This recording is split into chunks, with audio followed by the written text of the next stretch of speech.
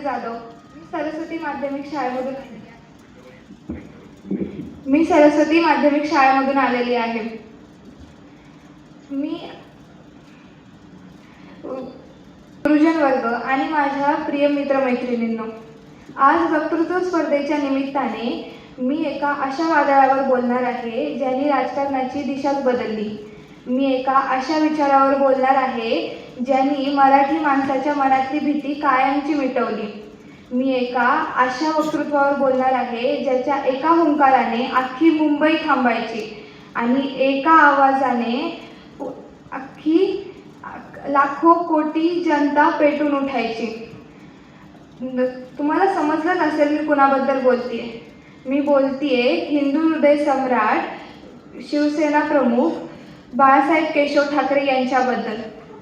मित्रांनो, इतिहास साक्षी आहे की कोणत्याही सत्तेवर न बसता, कोणतेही शासकीय पद न मिळवता, फक्त आपल्या विचारांवर आणि वक्तृत्वाच्या जोरावर 50 वर्ष लोकांच्या हृदयात विकासाची आणि स्वाभिमानाची हुकुमशाही गाजवणारा बाळासाहेबांसारखा दुसरा नेता या मातीत कधी पाहिला नाही आणि पुढे पाहणारही नाही. चला तर आता थोडे इतिहासात जाऊया. 1960च्या शतकात संयुक्त महाराष्ट्र झाला. मुंबई महाराष्ट्राला येऊन मिळाली, पण मुंबईत राहणाऱ्या मराठी माणूस मात्र उपरा झाला. कारखाने परक्यांचे, नोकरीवर अधिकारी परप्रांतातील लोकांचा आणि माझा मराठी माणूस मात्र पदव्या घेत नोकरीसाठी वणवण फिरत होता. ही मराठी माणसाची लाचारी एका संवेदनशील व्यंगचित्रकाराला सहन झाली नाही. त्याने आपल्या हातातील सर्व कामे बाजूला ठेवून 19 जून 1966 साली शिवसेना या संघटनेची स्थापना केली. बाळासाहेबांची विचारधारा अत्यंत स्पष्ट आहे. ते म्हणाले, हा महाराष्ट्र माझा आहे आणि ह्या महाराष्ट्रात पहिला अधिकार माझ्या भूमिपुत्रांचा असेल. जर माझ्याच माणसांना न्याय मिळाला नाही तर कायद्याची चौकट मोडायलाही मी मागे पुढे पाहणार नाही. बाळासाहेबांनी महाराष्ट्राला एक नवा मंत्र दिला, 80% समाजकारण आणि 20% राजकारण. बाळासाहेबांचा विचार प्रांतापुरता मर्यादित राहिला नाही.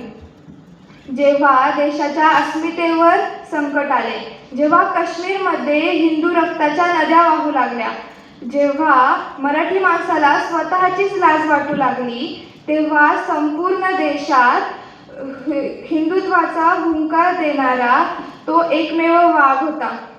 बाळासाहेबांनी कधीही जातीपातीचा भेदभाव केला नाही. त्यांचा विरोध कुठल्याही धर्माला नव्हता, तर आपल्याच देशाचे अन्न खाऊन शत्रू गुण गाणाऱ्या, गद्दारी करणाऱ्या प्रवृत्तीला होता. म्हणूनच काश्मीरपासून ते कन्याकुमारी पर्यंतच्या कोट्यवधी जनतेने त्यांना सन्मानाने आणि प्रेमाने हिंदू हृदय सम्राट ही पदवी बहाल केली. बाळासाहेब ठाकरे हे त्यांचे वक्तृत्व म्हणजे फक्त भाषणच नाही, तर त्यांच्या विचारसरणाची एक महत्त्वाकांक्षा आहे.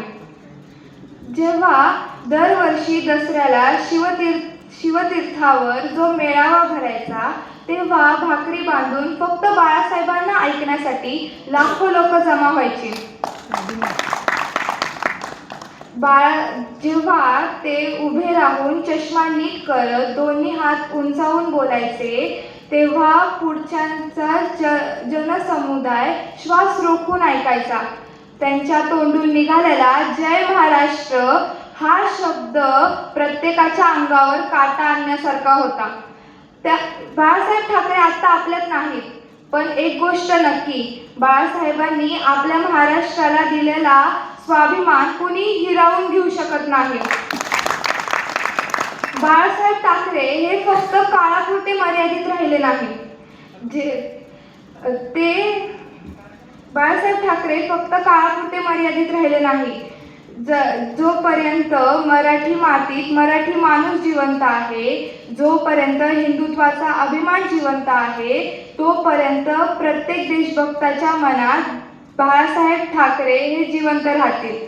जाता जाता मी बाळासाहेबांबद्दल एक वाक्य बोलून माझे भाषण थांबवते. माझा प्रत्येक गुन्हा माझा विचार बनून अनेकांच्या रक्तात वाहेल. माझा प्रत्येक गुन्हा माझा विचार बनून प्रत्येकाच्या रक्तात वाहेल आणि त्या प्रत्येक रक्तातील प्रत्येक थेंबात जिवंत राहतील ते बाळासाहेब केशव ठाकरे. जय महाराष्ट्र.